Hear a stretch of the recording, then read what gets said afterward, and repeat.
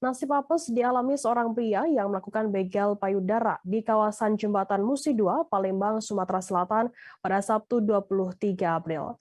Pasalnya, pria berinisial SY 32 tahun diamuk massa seusai motornya kehabisan bensin.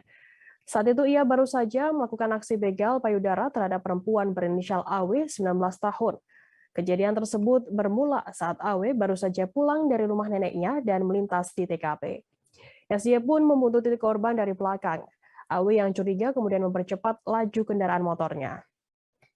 Namun pelaku SY masih terus membuntuti korban hingga aksi begal payudara pun terjadi. Pelaku kemudian langsung kabur seusai melakukan aksinya. AW sontak berteriak meminta tolong kepada warga. Warga sekitar yang mendengar teriakan AW kemudian berusaha mengejar pelaku. Sekitar 500 meter dari lokasi kejadian, motor yang dikendarai pelaku tiba-tiba berhenti karena kehabisan bensin.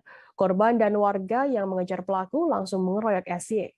Beruntung nyawanya dapat tertolong dari warga yang marah setelah ia diamankan oleh petugas patroli yang melintas di lokasi kejadian. Dari pengakuan SY, ia melakukan perbuatan tersebut karena iseng melihat korban sendirian. Perbuatan iseng SY ini membuatnya mendekam di sel tahanan dengan ancaman kurungan selama 5 tahun penjara. Terima kasih sudah nonton. Jangan lupa like, subscribe, dan share ya.